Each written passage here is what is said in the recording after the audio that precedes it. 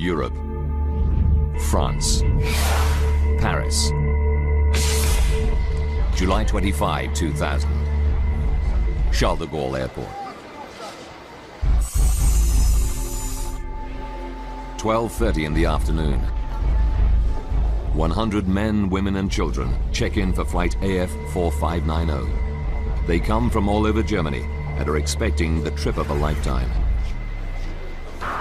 A dream holiday costing at least £7,000 each. It starts with a supersonic flight on Concorde to New York. Then a luxury cruise in the Caribbean. For Jörg Meyer's father, it's a special treat to celebrate his retirement. He had his 65th birthday in 2000, and he wanted this as a treat for himself and his partner. They both liked to travel, and it always had to be something a bit special. Concorde is a plane like no other, elegant, luxurious, and above all, super fast. Flying at more than 2,200 kilometers per hour, Concorde links North America to London or Paris in 3 3/4 hours. Concorde's unique shape, with a pencil-thin cabin and vast delta wings, enable her to race across the sky at 3 kilometers every 6 seconds. John Hutchinson has flown Concorde for 15 years. Best way of describing it is simply to say that it was a thoroughbred. It was a beautiful, responsive, powerful aeroplane, like, I don't know, the Kentucky Derby winner, if you like.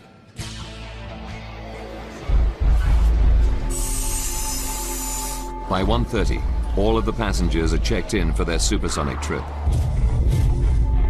The pilot, Captain Christian Marty, is already in the cockpit preparing for the flight.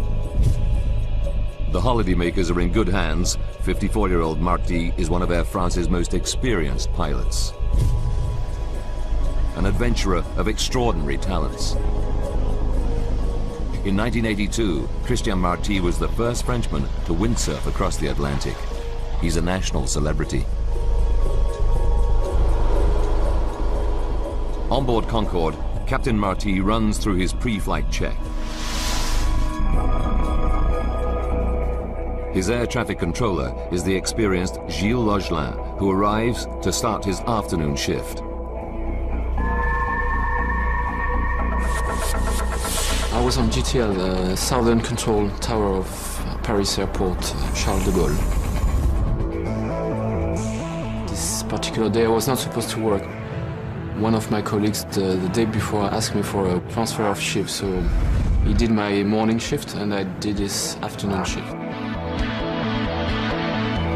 With the change of shift comes an unexpected bonus. Gilles Logelin is now the controller responsible for Concorde's departure. The Concorde is one of the most beautiful planes I've ever seen. The line is pure. I really like to watch this plane landing, taking off. During his pre-flight check, Captain Marty learns that engine number 2 has a technical fault. A small part needs replacing.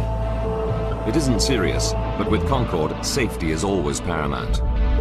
After 40,000 flights and 900,000 flying hours, there's never been a fatality. The repair delays Concorde's departure by 1 hour. 3:54. The passengers start to board. Among them are the Eich family, Christian and Andrea, and their 2 young children, Maximilian and Katerina. Klaus and Margaret Frenson are both school teachers who've saved for the trip for 20 years. Ordinary families off on an extraordinary adventure.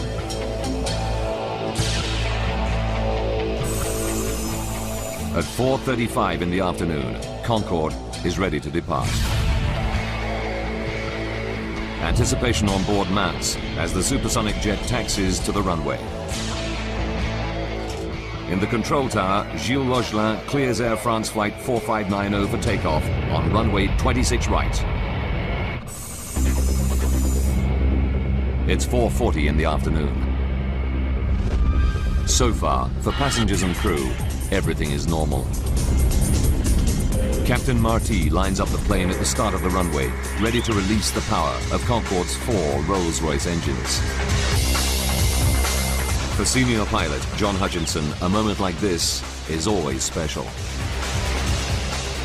As you open the throttles up to full power, you feel this huge surge of power in the small of your back as the airplane accelerates down the runway, and you just get the feeling that the one thing the airplane wants to do at that point is to get into the air as quickly as possible, into its natural environment.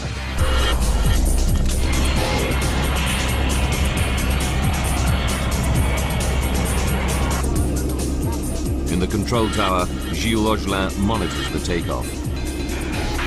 I was watching the Concorde gaining power on the runway because it was so nice to see that. It's a very heavy plane, so you know the beginning is quite slow, then you gain the speed. Concorde accelerates down the 4,000-meter runway. It passes through 320 kilometers per hour. Using computer graphics, we recreate what happens next. For Gilles Augelin, it's a moment of sheer horror. Suddenly, I saw a flame just behind the body of the aircraft.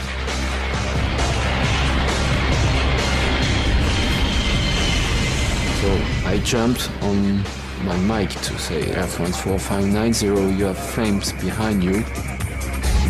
Captain Marty cannot see the flames, but accelerating through 328 kilometers per hour, Concorde is committed to the takeoff. There are only 2,000 meters of runway left, but Concorde needs 3,000 meters to have any chance of stopping safely. After the speed, whatever is the situation, the plane has to take off. It could not abort the takeoff. And as I was watching the flames, I saw the nose of the Concorde lifting up. At 4:43 and 15 seconds, Captain Marty pulls on the control stick. Concorde takes to the air. This is how Concorde flight AF 4590 appears to witnesses. Martine Bournet works in an office on the western edge of the airport. At 4:44, she sees a terrifying sight. I was looking out of my window and I saw Concorde taking off very slowly with the back of the plane on fire. I was really afraid. Because of the flames, I was convinced that the plane was going to explode right here in front of the office. The stricken airliner flies directly overhead.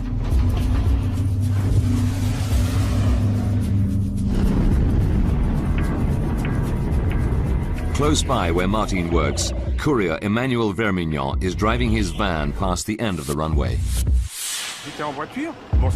When Concorde went over, I had the window open and I was wearing a polo shirt. And I can tell you that the heat the plane was belching out melted parts of my shirt and gave me little blisters. I could really feel the heat on the ground. While Captain Marty struggles with the controls to gain altitude, out of his vision, flames engulf the left wing. The sickening sight is caught on camera by the wife of a truck driver. It is the only video footage ever captured showing Concorde on fire. It'll prove to be a vital link in the investigation.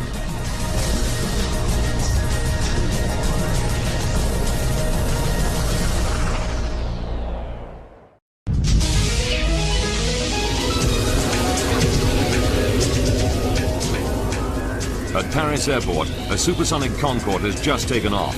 But now the plane is on fire and 109 people on board are facing peril. The next 69 seconds will be critical. 4:43 and 30 seconds. Concorde is struggling to remain in the air. It's only 30 meters off the ground and the crippled plane is on a collision course. The town of Gonesse and its 25,000 people lie directly in its path. Driving towards the petrol station she owns in Gonesse is Christine Turpin. I was returning home when I saw a plane. It was Concorde, with fire coming out of the back of it. I slowed down, and I saw the plane in flames. Captain Marty is running out of options. Concorde's left wing is disintegrating. Businessman Patrick Tess is directly in the plane's path. I was in my office talking to an agency. The window faces the runway, and I was interrupted by an incredible noise. It was Concorde. It was on fire, and it was listing violently.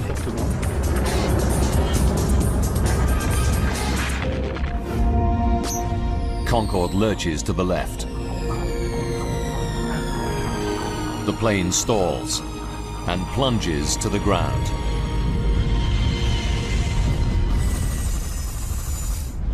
It's 4:45. It's the moment every air traffic controller dreads.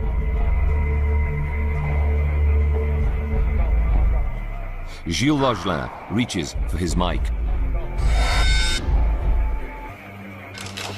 I've called the Air France and I said, Air France 4590, do you hear me? Air France 4590, me recevez-vous? I said it twice. Air France 4590, me recevez-vous? There was no answer.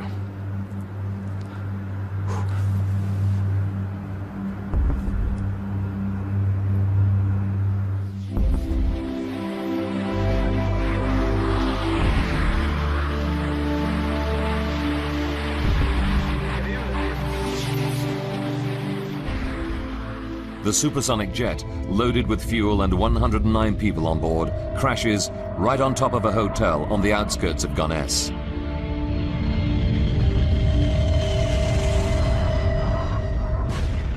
A terrifying fireball tears through the building. British teacher Alice Brooking has just checked into a first-floor room. So I went straight for the door of the room that I was in. Saw all the flames, saw there was no way out via the stairs. I leapt across the room, leapt across the bed to the window. Saw, luckily, that the receptionist was already down in the car park underneath me, and he just said, "You have to jump." At the same time, Christine Turpin also witnesses the explosion and fears the worst. It fell, and from where I was, I thought it had landed on the gas station. And I thought because my daughter and the girl who works for me were there, that they were all dead. As Christine Turpin drives in, a passenger armrest falls onto the petrol station. It's a chilling reminder for Christine of the fate of the passengers. When you saw the armrest, you couldn't help but imagine what it must have been like for the people on board the plane.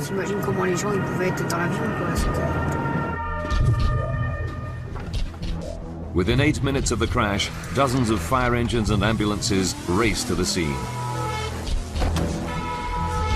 An appalling tragedy, not just for those on Concorde, but for those in the hotel. Regional Fire Chief Colonel Fabrice Chauvin leads the rescue.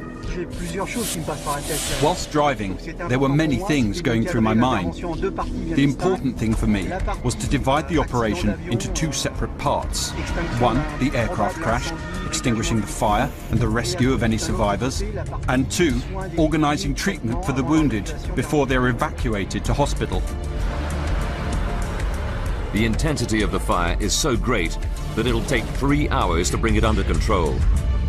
As these TV news images show, the charred remains of the airliner and the hotel are unrecognizable. The rescue attempts are futile. 113 people die, 4 from the hotel and 109 passengers and crew in Concorde.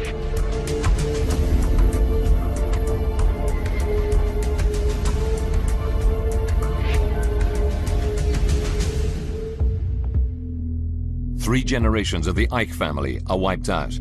The children's grandparents had wanted to treat the family to a holiday of a lifetime and had booked the Concorde flight.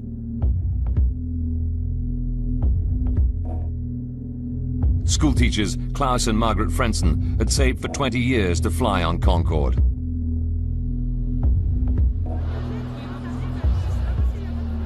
Rescuers begin the gruesome task of pulling the bodies from the crash site.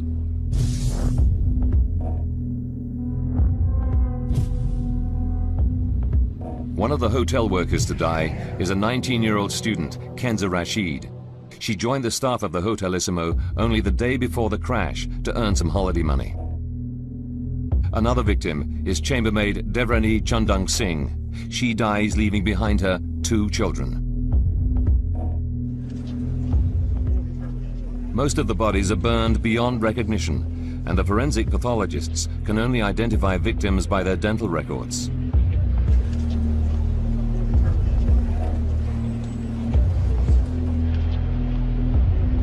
It's a harrowing time for the victims' relatives, like Jorg Meyer.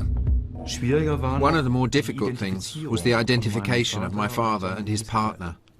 One has to say, nothing much remains of the passengers after an air crash. That was difficult. Jorg will have to wait 2 weeks before pathologists identify the remains of his father.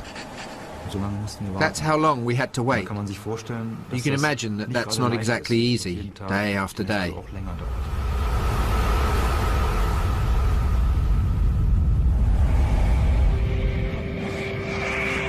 The crash takes everyone by surprise.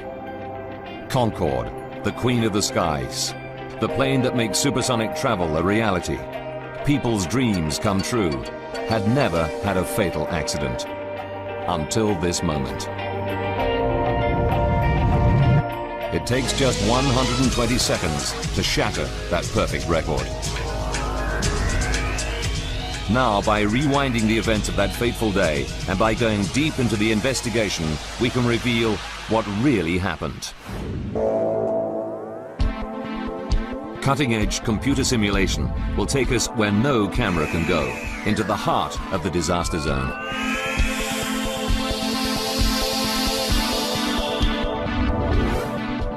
The French Bureau of Air Accidents send their top investigators. Using their data, we can now piece together the deadly chain of events to find out what really caused this terrible tragedy. As the investigation begins, nothing is off limits. Did pilot Captain Marty make a fatal error? Or was there a fault hidden within the perfect plane? Investigators make routine checks of the passenger and luggage lists. Immediately, they find something suspicious. 19 pieces of luggage that, according to the loading report, should not have been on the plane. They don't belong to the passengers on flight AF 4590. Could a terrorist have smuggled a bomb onto the plane? It wouldn't be the first time. 270 people died in 1988 when terrorists planted a bomb in the luggage that destroyed a Pan Am 747 in the infamous Lockerbie incident.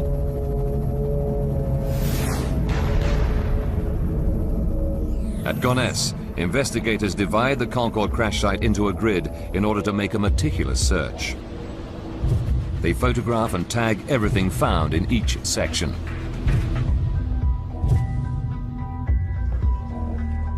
It's a painstaking process, which takes 4 weeks. Then, every bit of wreckage is taken away for identification and analysis. 3 hangars at Le Bourget, another Paris airport, become their final resting place. This pile of debris is all that remains of the hotel. Such is the intensity of the crash and fire that a 40-room building is reduced to little more than a pile of rubble.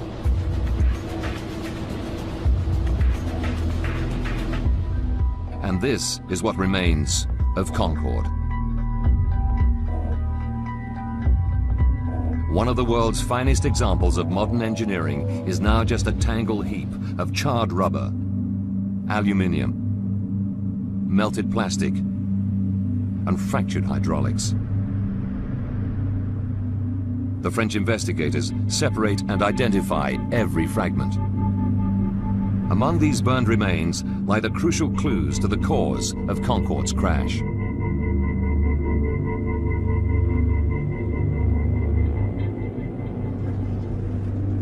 Within hours, the French Bureau of Air Accidents team recover the black boxes. These devices are carried on all airliners to record important technical data and, crucially, the pilot's conversation from the cockpit.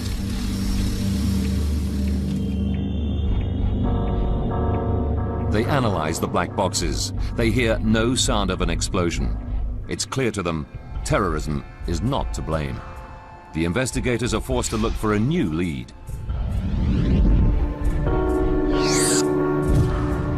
They focus on the last-minute engine repair Captain Marty orders just before takeoff. They know Concorde returned from New York the previous day with a faulty thrust reverser on engine number 2. Thrust reversers help to slow the planes down after they've landed. Investigators analyze the flight data recorder closely, but find no evidence that a faulty thrust reverser could cause the accident. The pressure to find an answer increases. Until they do, the French authorities ground all Air France Concorde flights. The spotlight is now on the 120 seconds from the start of Concorde's final takeoff. Captain John Hutchinson has flown hundreds of Concorde takeoffs. Now, once you've lined up on the runway, the captain will then punch on the stopwatch and open the throttles fully. The captain's job is to keep straight down the runway. The co-pilot's job is to do the speed calls. And the flight engineer is sitting there and he's monitoring all the instruments. In particular, this bank of instruments here, which are the engine instruments. Data from the black boxes makes it clear that everything is normal until Concorde reaches 323 kilometers per hour. Concorde is now only 79 seconds from disaster.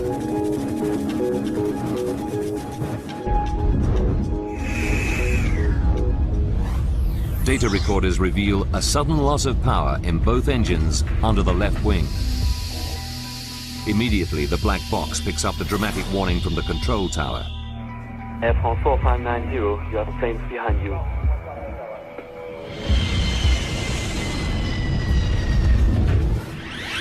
Despite the warning, pilot Christian Marty has passed the point of no return. There's not enough tarmac to stop safely. He has to take off. He pulled back on the control column to rotate the airplane up to its nose-up angle of 12.9 degrees. And he was having problems with the left-hand engines, not producing the power they should have. And he had been working very hard, trying to control the airplane, trying to get speed. But of course he was being overwhelmed by these problems on the left-hand engines. The engines become the new focus of the investigation. Why did they lose power at such a critical time?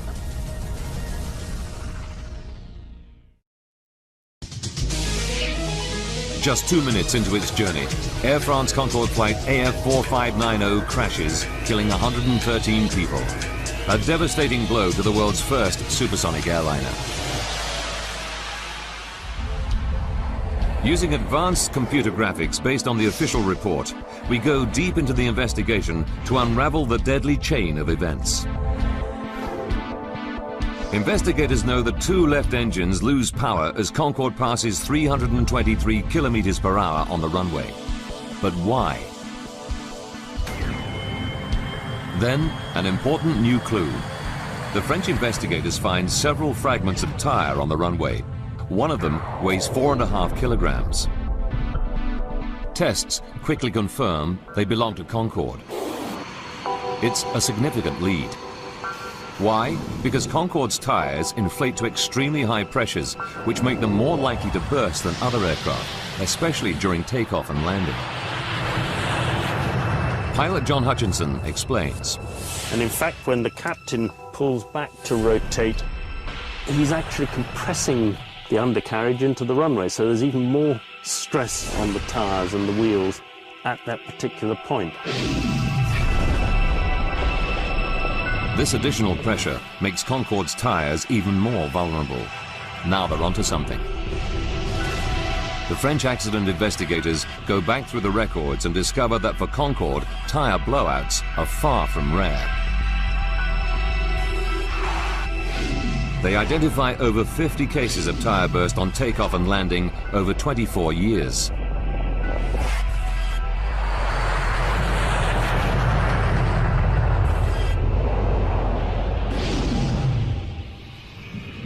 One of the worst incidents involved another Air France Concorde, this time at Washington's Dulles Airport in 1979. Bill Lightfoot was a passenger on Concorde that day. I could see a big ragged hole in the wing with like pieces of aluminum or metallic alloy and a lot of liquid pouring out of that of the hole that had been ripped in the wing.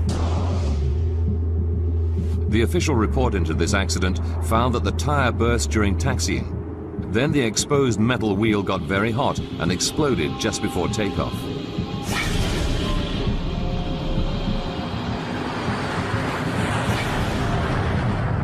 The plane took off, but 20 minutes later returned safely to the ground. The plane survived this scare, but it caused a major overhaul of tyre safety. Concorde engineers installed sensors to detect underinflated tyres, modified inspection procedures for wheels before every flight, and most importantly, as aviation expert David Learmont explains, developed stronger tyres that can carry twice their normal load.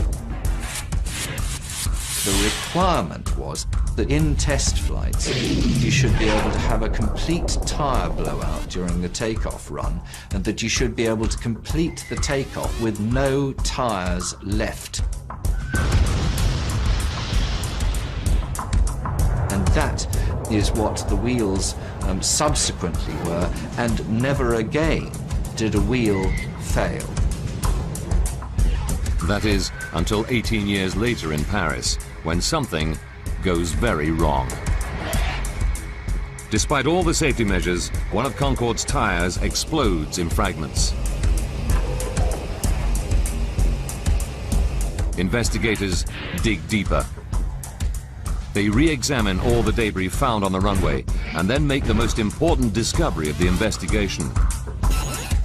This 43-centimeter mystery strip of metal.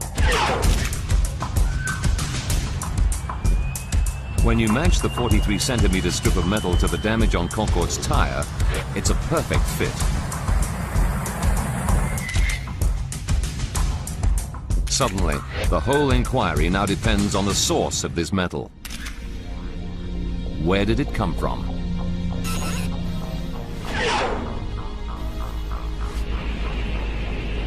It takes 5 weeks of painstaking detective work, comparing it to the thousands of parts that make up aircraft. Then, a breakthrough. They discover the metal strip comes from the engine mounting of a DC-10. The flight log from Paris reveals a Continental Airlines DC-10 took off 5 minutes before Concorde. They track down the plane to Houston, Texas, and incredibly find the engine has a missing part. It's the metal strip fitted 16 days earlier during maintenance on the DC-10. When David Learmont first sees the photographs of the strip of metal, he's astonished. It had really rough edges, and this was not just rough edges because Concorde had run over it. It had been cut roughly. The edges were not straight, not even when it was made. The other thing is that it had holes drilled in it for putting screws or rivets through, and these were all over the place. Investigators now have a very strong theory about how the strip of metal contributed to the crash. 81 seconds before the crash, Concorde AF 4590 is traveling at 323 kilometers per hour down the runway. the tyre hits the metal strip. The tyre explodes, and a massive 4.5 kilogram chunk of rubber from the tyre flies at high speed up into the wing. But Concorde's fuel tanks are in the wings, and the delta-shaped wing is not designed to withstand such an impact. This sort of eventuality had never been foreseen in trials. It was estimated in all the trials for certificating the aircraft in the first place that if a tyre exploded, the pieces of tyre that would actually come away from the wheel would be about 1 kilogram in weight. The chunk of rubber that hits Concorde's wing that day weighs nearly 5 times as much, 4.5 kilograms.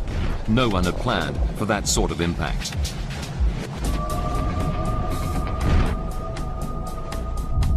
What's more, you can match the large rubber fragment of the tyre with a dent on the wing.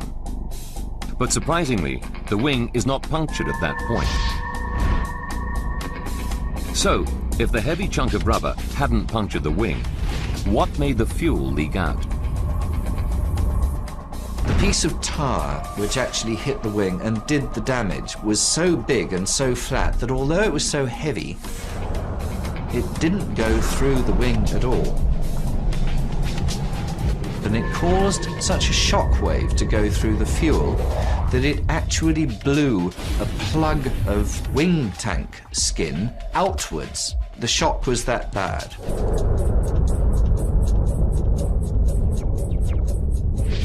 When the rubber chunk hits the wing, it sets off a pressure wave which finds the weakest joint in the fuel tank. The fuel bursts out of the tank. 75 liters of fuel pour into the engine every second. But even fuel gushing over the engine needs a spark to ignite. Where did the spark come from?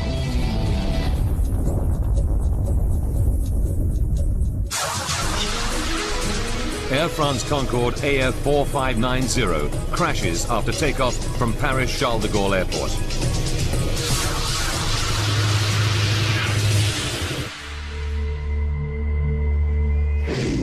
Our graphics can simulate a virtual camera on the runway to reveal the cause of the accident. As the plane hurtles down the runway, a rogue strip of metal bursts a tyre. 81 seconds before the crash, a heavy chunk of rubber flies into the fuel tanks. Fuel cascades over the engines. Not enough on its own to cause a catastrophe, it needs a spark.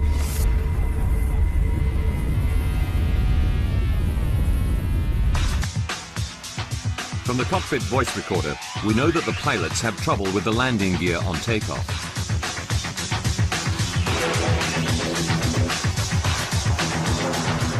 As Concorde struggles into the air, pilot Christian Marty calls for the undercarriage to be raised. But it stays locked open.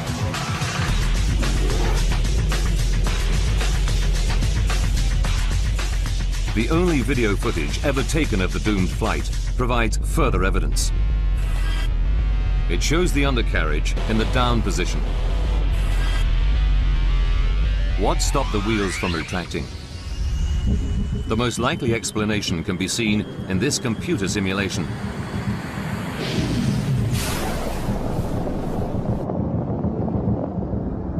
Shrapnel from the burst tyre flies up into the landing gear bay, where it severs power cables. The undercarriage is now stuck in the down position. Worse still, the exposed wires are whipping around in the gale force airflow. If the exposed wires make contact, they'll spark. As fate would have it, they do. That contact ignites the leaking fuel, and at that moment, Concorde becomes a flying bomb.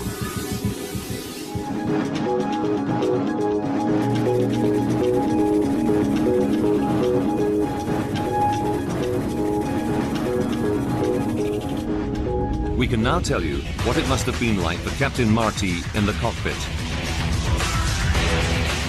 From the pilot's seat, he can't see the flames.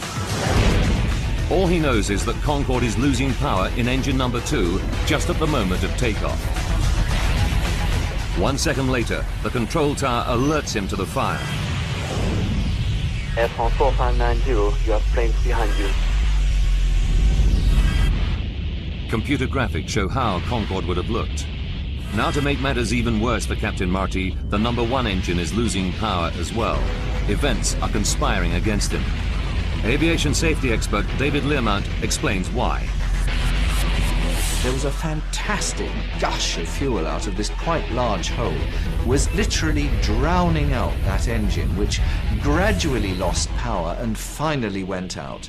So the pilots were left with 2 engines when they're normally accustomed to having 4. It couldn't happen at a worse time. Captain Marty needs maximum power, and there's not enough runway left to stop. He wrestles Concorde into the air.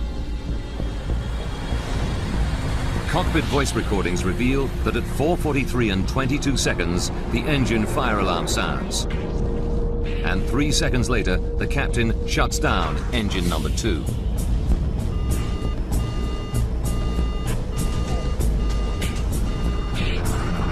The drill for a fire warning is that you shut the engine down and cut off the supply of fuel to it to try and then fire the fire extinguisher for that engine to try and put the fire out. Concorde is now 53 seconds from disaster. Gilles Rogelin in the control tower gives what help he can to Captain Marty.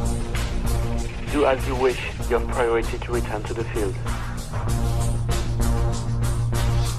But at 60 meters, Concorde is too low to turn around. So instead, Captain Marty tries to fly the crippled plane to the nearest runway at Le Bourget Airport, just 5 kilometers ahead. But there's a new problem for Captain Marty. The fire is now so intense that Concorde's wing is melting and disintegrating. At the rear end of the wing on Concorde are the controls known as elevons, which enable the pilot to point the aircraft's nose up or down. The fire was so fierce that the rear structure of the aircraft was being virtually evaporated. The pilot's essential controls were being destroyed. At the same time, the toilet smoke alarms are heard on the voice recorders. For the passengers, fumes in the cabin make conditions unbearable. Concorde is now 49 seconds from disaster.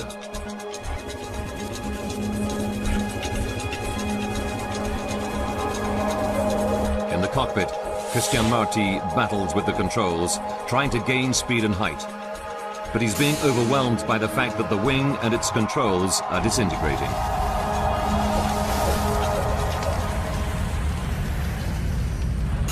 "33 seconds.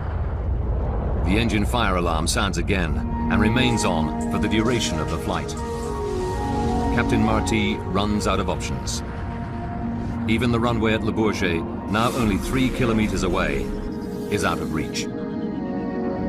With just 11 seconds left, the control tower hears Christian Marty's final words. Too late.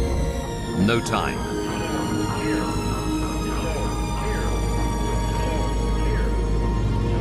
"4 seconds left. The plane dips below 15 meters. The final sort of act was the airplane reared up and heeled over into about 110 degrees of bank, so the airplane at that point became completely uncontrollable. 3 seconds. Concorde could no longer hang in the air. It stalls and begins to roll leftwards. A hotel lies directly beneath.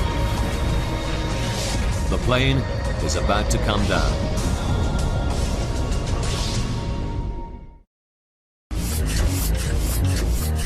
Just 118 seconds after Concorde begins accelerating down the runway, 109 people are staring death in the face.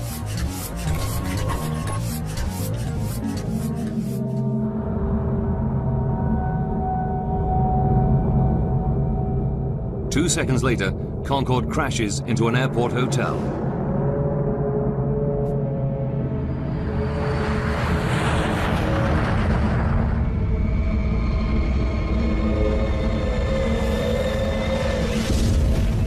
All 100 passengers and 9 crew on board are killed, as well as 4 people in the hotel. Air traffic controller Gilles Lochelin started Concorde on its fateful flight, and he is a witness to those terrifying final seconds. I knew that everything was finished. I knew that that it was the confirmation of a reality that I didn't accept, in fact. And because until this moment, I still had the belief that it was not true, that it was not the reality. So it gave me the point, I think. It gave me the reality that it was over, that's what could not happen has happened, that it was a real crash. Concorde, the world's only successful supersonic airliner, has its perfect 25-year safety record destroyed in just 120 seconds. It's a crash of unimaginable horror. The passengers had only a few seconds to prepare for death. Lawyer Christoph Wellens speaks for the victims. I think the passengers realized early on that something was wrong with the aircraft. The plane didn't climb. Then a wing caught fire. It flew at low altitude just above the ground. Then the plane started turning over. I think the passengers knew very early on that something terrible was about to happen, and that they must have been preparing to die. 2 days later, relatives are allowed to lay flowers at the crash site.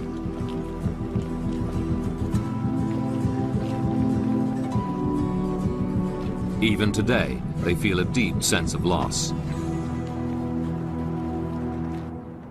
Jörg Meyer's father died in the crash. I certainly miss him. He leaves a gap for me that cannot be filled. What makes it more terrible is the fact that he didn't die from a natural illness, but in a horrific accident. And he was plucked out of life in his prime. The disaster was also traumatic for those who survived from the town of Gonesse. Businessman Patrick Tess had a miraculous escape. He works directly next door to the hotel destroyed by Concorde. To this day, he's haunted by the events.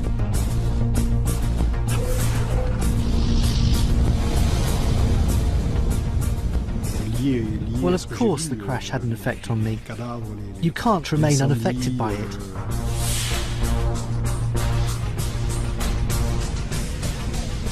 To see what I saw, the bodies, the fire, the injuries, it's awful. The smell of burning flesh is just terrible.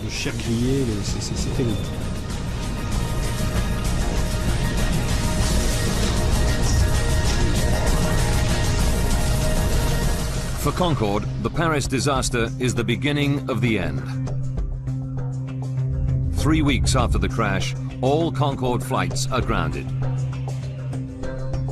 Air France and British Airways, the 2 airlines that fly Concorde, have to make major safety modifications. Tyres are strengthened so that they remain functional even when punctured by a 30-centimeter blade. Engineers encase the fuel tanks with bulletproof Kevlar liners to resist puncture. And electrical harnesses in the main landing gear bays are reinforced.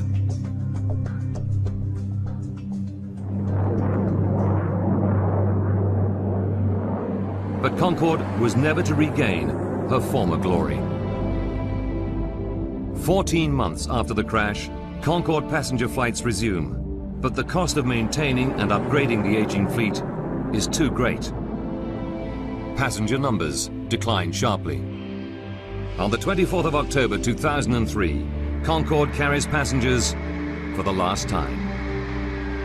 The first era of supersonic passenger travel is at an end. Concorde is now just a museum relic.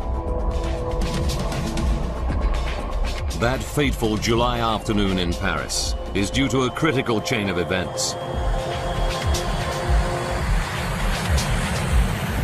A rogue strip of metal on the runway punctures a tyre, propelling part of the wheel into the wing. A pressure wave causes fuel to erupt from the tank and debris to fly into the undercarriage, where it severs an electrical wire. A spark ignites, triggering an inferno at the point of takeoff, a crucial time.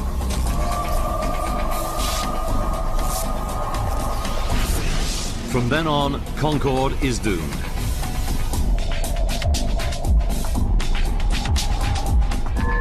A chain of events no one could have predicted that ultimately brings about its destruction.